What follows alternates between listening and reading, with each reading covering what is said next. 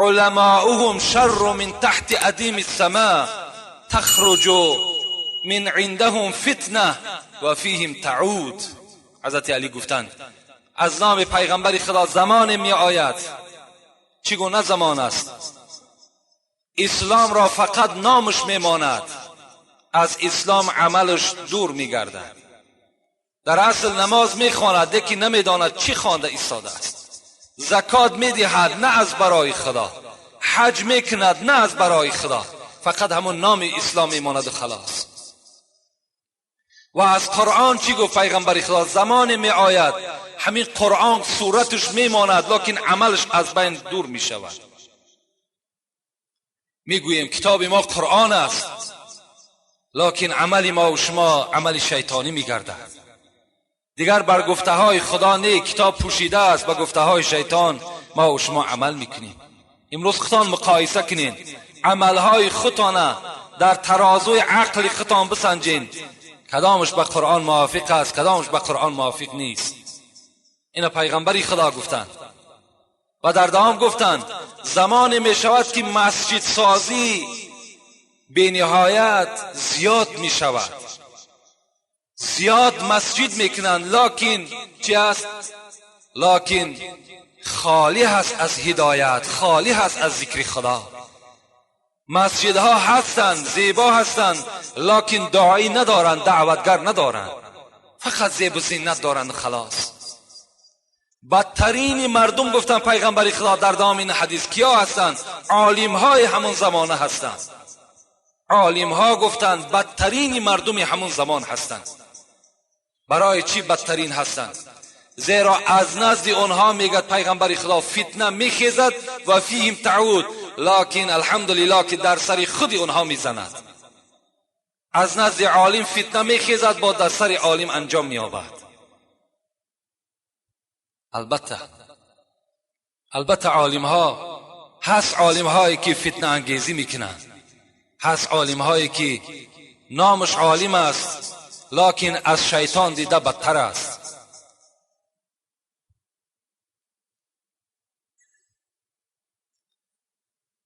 این من اشراط ساعه. دیگر پیغمبر خدا چی گفتند؟ دیگر از نشانه قیامت گفتند پیغمبر خدا چی است؟ یرفع العلم و یثبت الجهل و یشرب الخمر و یظهر الزنا و یکثر فیها الحرج. قیل و ما الحرج؟ قال القاتل القاتل القاتل. پیغمبر خدا در این حدیث دیگر چی گفتند که راوین ابو سعید خدری هست؟ میگوید دیگر از نشانه قیامت این است که علم برداشته می شود، جهل، نادانی، گمراهی فراوان می شود، عرق نوشی آشکارا می شود، زنا هم مثل عرق نوشی آشکارا می شود.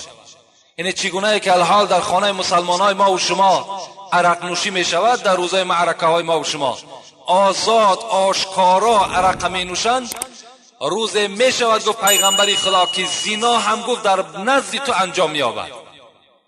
با چشم خود تو زنا را میبینی، دیگر هیچ توجه نمیکنی، مثل که امروز عرق می نوشند چگونه نگاه میکنیم. برای ما و شما هیچ مشکلاتی نیست، هیچ کدام ما و شما را آزار هم نمیدهد. زنا هم گفت زمانی میشود همچنان رواج میگیرد که در راهی که تو رفته ایستاده در همون راه زنا کردیستند در پیش چشمت، همچنان زمان میشود. و گفتن رسول اکرم حرج زیاد میشود. پرسان کردن پیغمبر خدا حرج چیست؟ گفتن قاتل قاتل قاتل. آدم کشی زیاد میشود، آدم کشی زیاد میشود، آدم کشی زیاد میشود. به نهایت آدم امروز هیچ قدر ندارد، علل خصوص مردم مسلمان که امروز زیر تحقیری، دشنام و کشتار تمام دشمنهای اسلام قرار گرفته است. لیکن چگونه که روز عید در این مسئله برای شما یک گوشزده کردیم، ما مانده نمیشیم، ما خسته نمیشیم. مدعی خواست که از بیخ کند ریشه ما، غافل از آن که خدا هست در اندیشه ما. البته خداوند اندیشه ما ده هست. زمان می شود چگونه که حدیثی که در دیگر نشانه های قیامت بر شما خبر دادم که حتی سنگ فریاد میزند یا مسلم خلفی یهودیون، در پشت من یهودی است، در پشت من دشمن خداست، فقتله، بیا و یا قتل کن. این زمان می آید. رسول اکرم گفتن علم برداشته می شود. عبدالله ابن عمر ابن العاص می گوید چگونه علم برداشته می شود؟ رسول الله گفتند لا يقبض العلم انتزاعا ينتزع من العباد. خداوند علم را از سینه های ما و شما کشیده نمیگیرد. روز می شود که ما و شما عالم هستیم، دانا هستیم، سحر میخیزیم همه ما و شما گمراه و جاهل هستیم. اینا پیغمبر خدا گفتن سحر میخیزی همون عالمی که تمام علم در نزد او ظاهر بود، در وجود او بود، سحر میخیزد از او دیدن نادانتر نیست دیگر. رسول الله را سوال کردن چگونه میشود؟ گفتن خداوند علم را از سینه های شما کشیده نمیگیرد، بل یقبض العلم بقبض العلماء، بلکه علم را چنان میگیرد که عالم ها را همه را هلاک میکند. همه عالم ها از بین شما برداشته میشود. آنها به مرگ الهی از دنیا میگذرند. مادامی که عالم در بین مردم که نمان، مردم چی میشود؟ چی میشود؟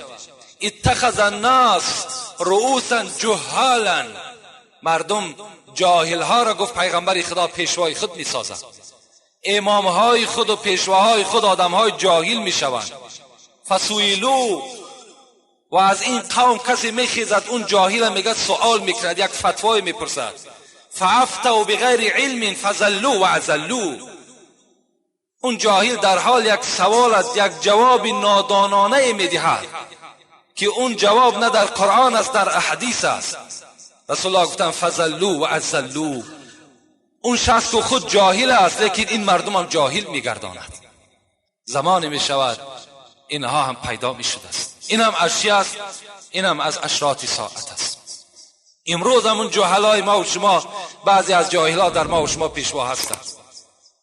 باور کنین بعضی مسئله ها را جوانها میآیند بر ما خبر میدهند که مولای ما هم تا گفت. از یک جانب انسان خنده میگیرد، از یک جانب انسان در غضب میشود که نخواهد که همین مسئله را چنان برای شما بیان کرده باشد. بچی مینازد بچه فلانی است، پدرش فلانی است، دادرش فلانی است یا مادرش فلانی است. اینها دیگر ناز ندارند، با اینها نازیدن دیگر لازم نیست. شاعر میگوید به بال خویش باید کرد پرواز، به بال دیگران نتوان پریدن. انسان باید به بال خودش پرواز کند. انسان باید که به محنت و زحمت خودش پرواز کند، نه مثال پدرم فلانی بود، مادرم فلانی بود، خدا رحمتشان کند. تو هم حرکت کن مثل پدر و چاو، تو هم حرکت کن مثل برادر و چاو. لا تقوم الساعه. دیگر نشانه قیامت پیغمبر گفتند یمر الرجل بقبر الرجل فیقول یا لیتنی مکانه. این در بخاری هم روایت می شود. پیغمبر خدا چی گفتند؟ گفتند دیگر نشانه قیامت این است که یک مرد به پیش قبر یک مرد دیگر میگذرد و به سوی قبر همان مرد میگوید ای پروردگار، کاش که مکان من همین مکان برادرم باشد. این از حساب مشقت و از حساب خیلی بی‌عدالتی ها و گمراهی ها آدم ها خسته می شوند، حتی تمنا میکنند که خدایا ما را داخل قبر بگردان. از زندگی بیزار می شوند، از زندگی مانده می شوند. زمانی می شود گفت که اینم بالای امتی من می آید. اینا چند حدیثی که الحال به سمع شما رسانیدم، اینها همه نشانه های خرد قیامت هستند. الحال من برای شما نشانه های کلانی که رسول اکرم بیان کردند: لا تقوم الساعة حتی تکون قبلها 10 آیات، اینا برای شما بیان میکنم. پیغمبر خدا روزه میگد گذر کرد، بناگاه صحابه های پیغمبر در باب قیامت بحث داشتند، یعنی از آمدن قیامت و از واقعه های قیامت صحبت داشتند. پیغمبر خدا میگه گشته به سوی ما گفت قیامت قائم نمی شود تا وقتی که اگر 10 نشانه بالای شما نیاید. این نشانه هایی که الحال برای شما میگویم اینها نشانه های کلان میگویند. اینا چی هستند؟ طلوع الشمس من مغربها. یکم پیغمبر خدا گفتند سمت آفتاب دیگرگون میگردد. امروز آفتاب از جانب مشرق میبراید، در مغرب غایب میشود. روز قیامت که شد، همان روزی که قیامت قائم میشود که خیلی روزی دراز است، آفتاب از پس پشت من میبراید، از این جانب حرکت میکند. سمت آفتاب گفت پیغمبر خدا دیگرگون میشود. ان الله تعالی یبسط یده باللیل لیتوب مسیء النهار و یبسط یده بالنهار لیتوب مسیء اللیل حتی تطلع الشمس من مغربها. پیغمبر خدا گفتند درگاه پروردگار شما گشاده است روز تا بیگاه. برای کیها؟ برای کسایی که در روز گناه کردند. خدا میگه دروازه من گشاده است، کدام شما طلب مغفرت میکنید من شما را مغفرت میگردانم. درهای رحمت من میگوید خدا از شب تا به روز گشاده است، کدام شما توبه میکنید، کدام شما داخل درگاه میشوید من شما را به بندگی قبول میکنم. در دوام پیغمبر خدا چی گفتند؟